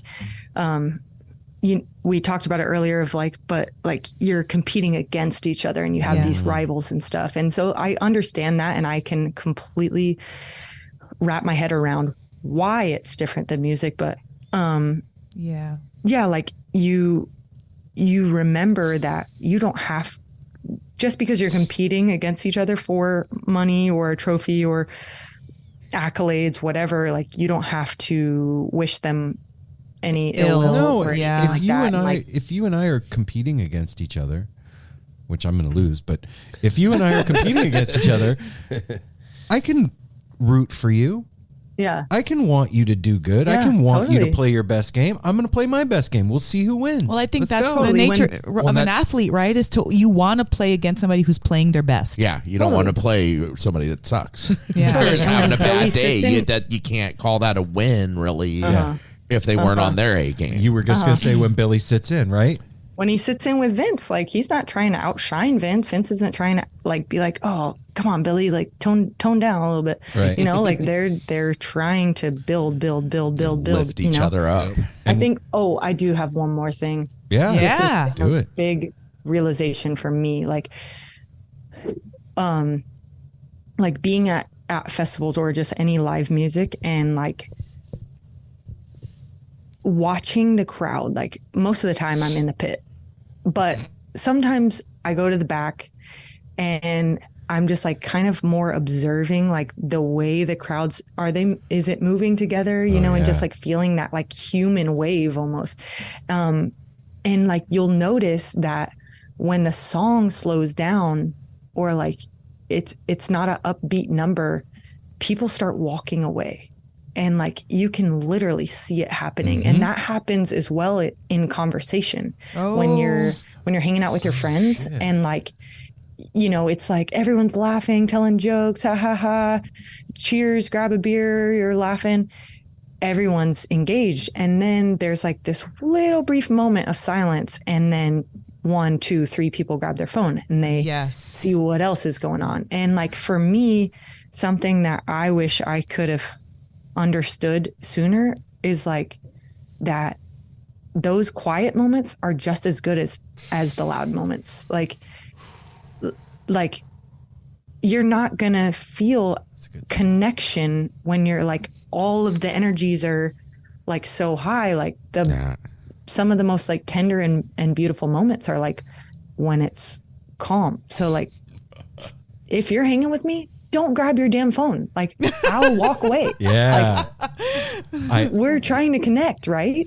So why are you connecting with your phone? And so like I know that that's like a thing that everyone is going, you know, talking about, like, oh, I you know, spend too much time on social media, but it's like you can't really experience that until you go to a festival, and you literally can't get service if you try. And you realize I've had the best week of my whole year without my phone, you know? So I don't know. I've been like, that's been very strong for me. And like, my fiance and I were, congratulations, by the way. Yeah, congratulations. Right on. That was really cool. I saw that on your Instagram, and that's thank you very much. Rad and romantic and sweet. Thank you. Yeah, we're talking a lot about wedding plans and stuff, and the very first detail that we agreed on was that we won't have any technology. Like obviously we want videos. We'll have a videographer and stuff, but like leave your phones at the door. We're not. No phones are allowed. Like, right. You get a round of applause. Like, that's cool, man. Like, be at my wedding. Idea. Don't freaking just show up. Like, use it to hide. I realize it with myself. The minute I start getting a little anxious or uncomfortable in a situation, I'll use it to hide. Yeah, I'm busy. It's like, honestly, you'll find even more connection if you just say that out loud. Like, oh man, I almost just grabbed my phone, but then I realized. I'm here with you. Because, you know, whatever. Call yourself out. Yeah, call yourself out. And that person will be like, damn, shit, me too. You know, like, and like I've found so much more connection with my mostly my dad, not because of the phone thing, but just like when you have something that you feel uncomfortable and like you want to hold in, you just say it. And you're just like, man. Yeah. And it's like kind of uncomfortable. For sure.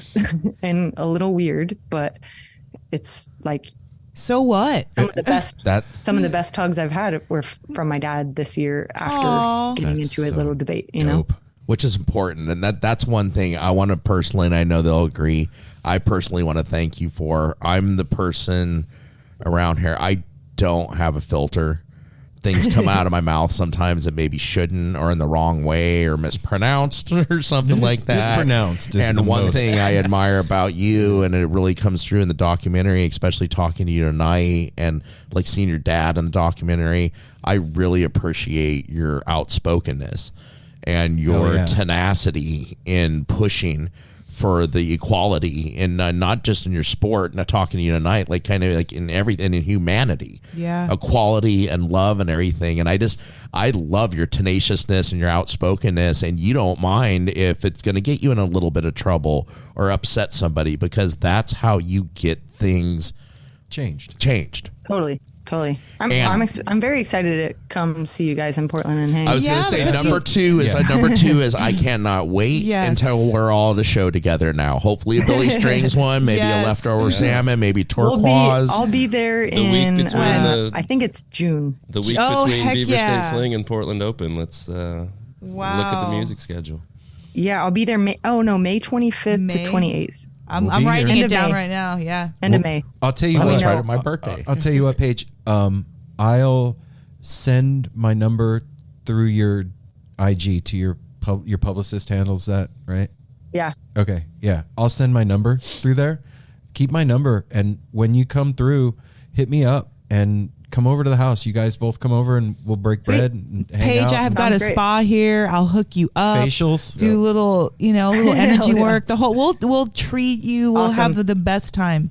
But, I look forward to it. But before we leave, because you must have said connections at least a dozen times or more in this, and I want you to know, I want to say thank you for connecting with us. Yeah, thank you for making this possible, because we really were all very, very charged up and excited. We didn't know what we were going to get. And after watching the documentary, after speaking with you and getting a little bit deeper, I can understand how deep you truly are, and these connections that you're making are not for nothing. And thanks for pointing that out, that synchronicity and that ability to recognize is what I'm really just I'm grateful that there's someone else in the world that is in a position of leadership that can put that word out, because we need it. And I just want to thank you for, like Apple said, like your boldness and your tenacity. Like, thank you for being that for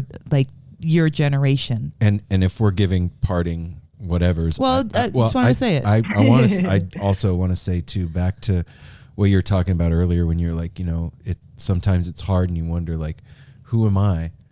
Just from me to you, Paige, all you got to do is be you. Don't worry about what people fucking say. Don't worry about it. Who cares? That's their opinion.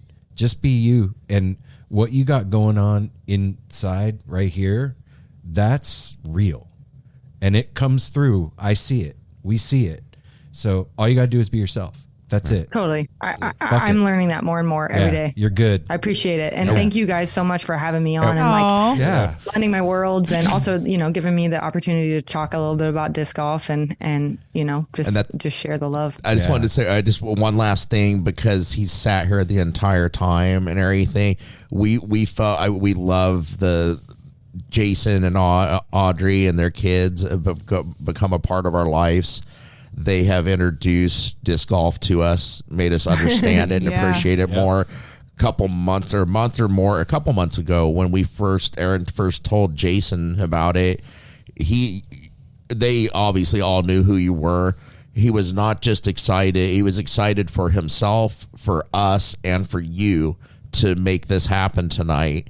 And we thought we needed a ringer in case we would talk to disc golf, he would know. But I just want to, this is a thank you to Jason and your family for being here tonight and being part of this and being so supportive of us. And he said right away, this is going to be awesome for you guys. She's amazing. And no matter what happens, it's going to be a great conversation.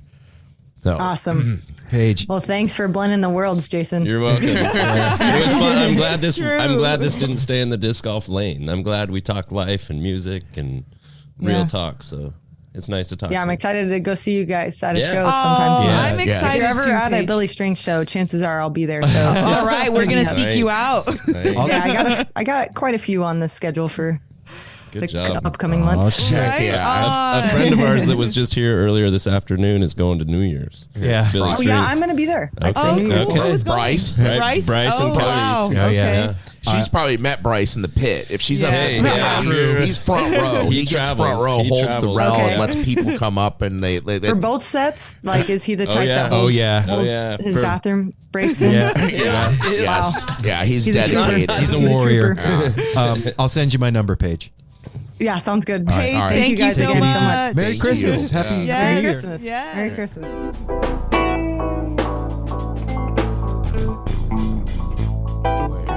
Apple told me to wait because his thing. So is my microphone stand. Oh, okay. Yeah. Just listening back makes my cheeks all like hurty and smiley, listening to her voice and being reminded of the conversation. Yeah, that was really something sweet. We've in 5.5 years of doing the show, we've received some compliments along the way from like people that we've had on. Yes. I have to say that I know you're going to talk. I have to say that Paige gave us the best compliment, my favorite compliment that we've ever gotten, because she does interviews all the freaking time, man. Mm-hmm. That's somebody that's like been interviewed probably 1,000 times. Yeah, you're a champion. People want to know about you. And for her to say that this was her favorite interview that she's ever done, that's huge, man. That's a huge compliment. Yeah, and it was. Thanks, Paige. That brought tears to our eyes. Yep. Those tears of joy. Yep. I remember that night after we hung up with her, I was just like, holy shit, Paige Pierce just told us that we just did her favorite interview ever. To have a mutual respect for if somebody like thinks that you're awesome but you in turn really think that they're awesome, that there's a great feeling to that, where there's that mutual respect and appreciation for someone's craft or someone's art or their style, whatever that is. And I never really had an interest in going out and trying disc golf. Like, I tried it, I think, once with Jason for a minute when we were like waiting at Hornings to do something. Oh yeah, like out there messing around. Yeah, when Simon's out there really tossing around. a shot at it, but I tried, But talking to her made me actually want to like go play around. Oh, I totally do. And like Jason said, it's always like, well, then I got to buy set. Like most people we know that disc golf are like, you don't have to buy anything. I have several sets because you update your equipment. And like Jason is all, he's like, dude, I've got a whole set. I still think it's trippy that like there's equipment for disc golf. Oh, like, and she's got the coolest discs. They're awesome. Yeah. Well, and it's awesome too. That's one thing with the documentary, the Fierce documentary.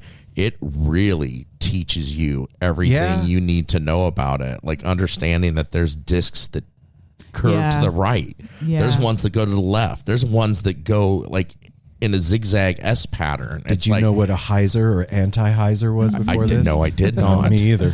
Sure did not. I wonder how often she gets to have like really in-depth, like longer conversations, because I bet she has a lot of like quick interviews after like sporting events and stuff. But yeah, like Paige, how did you feel today on that third? Right. Yeah, that kind of shit. Well, and what we imagine too with like a lot of musicians, like you're a musician. Like, so what strings do you use, Jack? And what like more technical? Like, what is your equipment? What do you play on stage? What's like that? That seems to be the norm for sports too. Like, what's your equipment? What's this? And do you like doing interviews?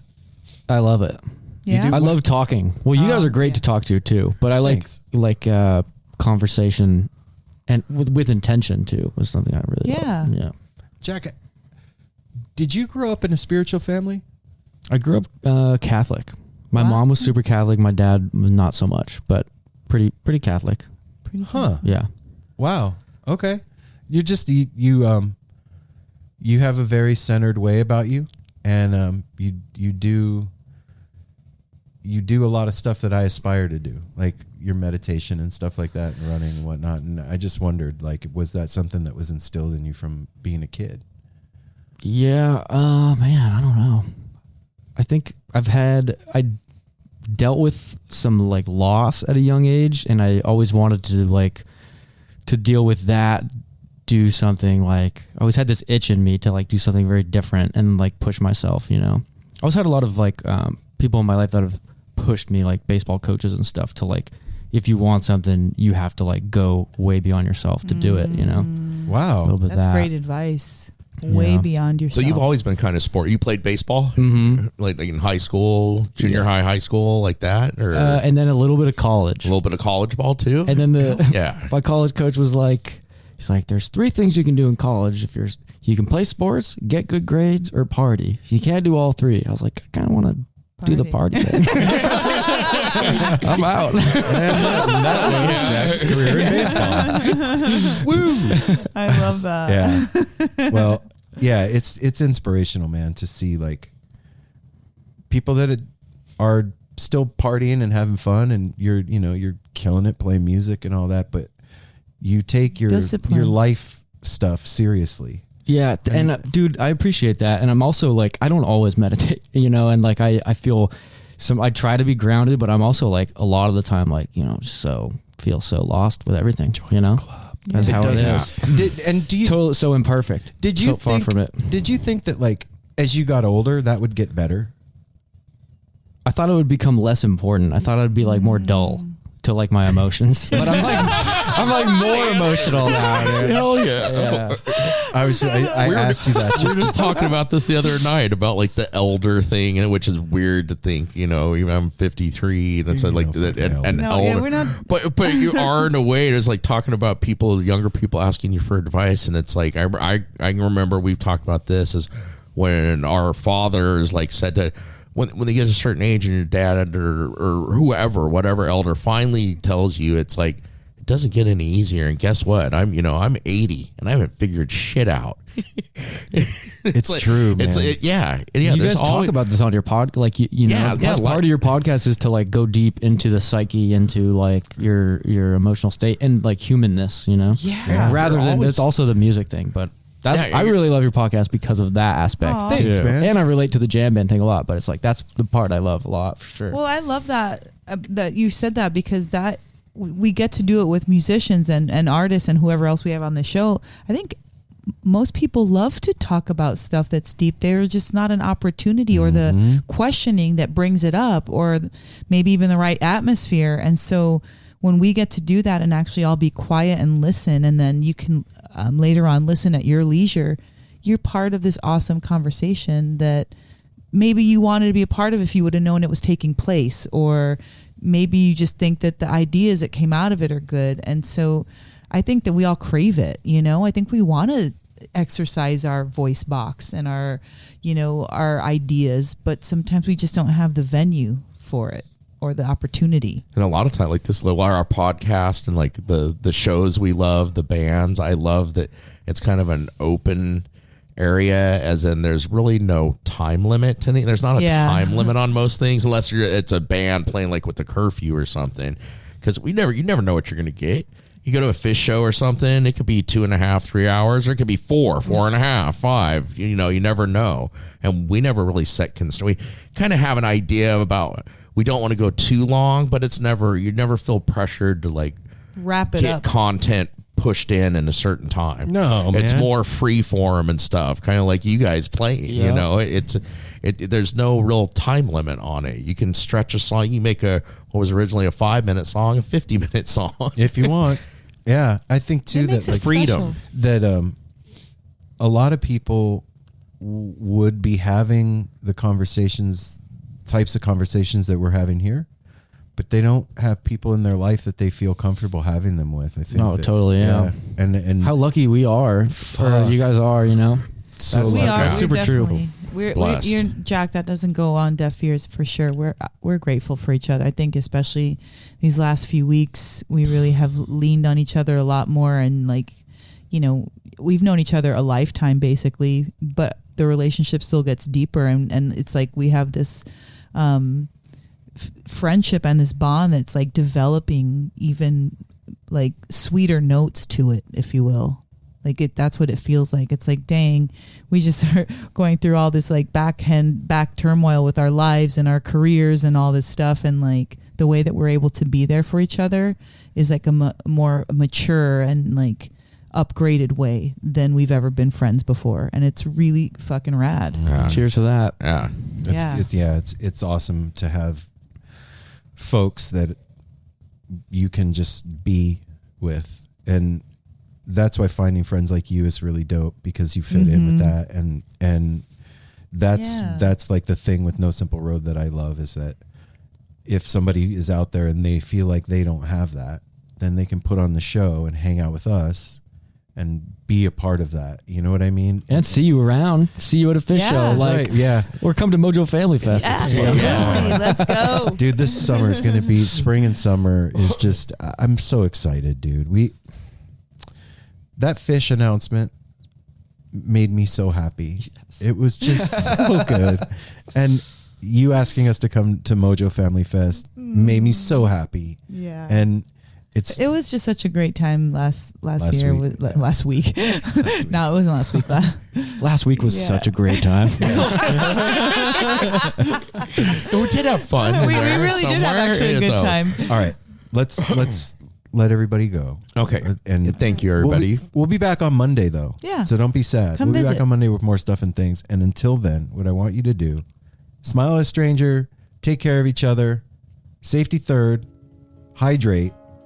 And support disc golf. That do that, and watch Fierce. Yes. Yeah. Yep. Okay. We love you. Peace.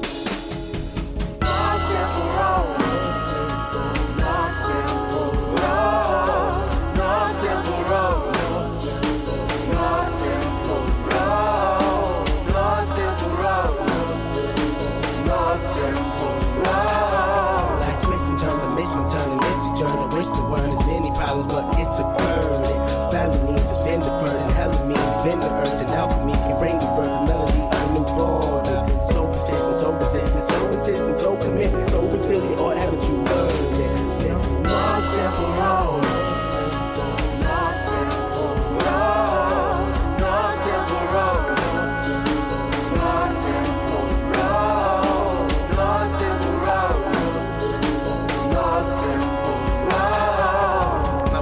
Shattered as I focus through the spot in the corner that is still intact. The react is both a defense mechanism as well as a fear. We've traveled this road before, so we may think, but it's a tad bit of strange similarities that feed an A=A complex. The fears of your past do not equal the perplexities of the current road.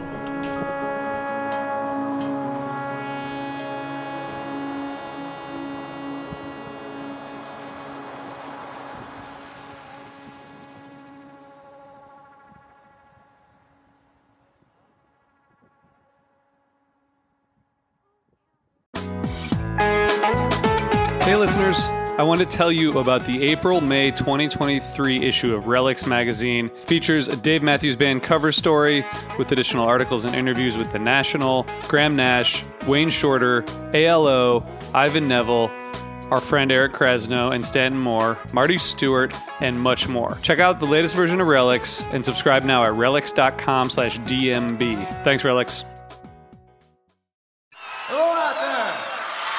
Yes, hello out there, everyone. I'm Hal Schwartz. And I'm Flynn McLean. Together we host None But the Brave, a podcast dedicated to the music and career of Bruce Springsteen. Bruce and E Street Band are on tour right now for the first time in 6 years, and we're taking a detailed look at what's happening on stage in our bi-weekly episodes. We've also been recently joined by some very exciting guests, including rock journalist Warren Zanes and Stephen Hayden, Backstreet's magazine founder Charles Cross, and Barstool's Kirk Minahan. If you're a diehard Springsteen fan, this is the show for you. So please subscribe to None But the Brave on your favorite podcasting platform, and we hope to see you further on up the road. Thank you so much. We'll be seeing you.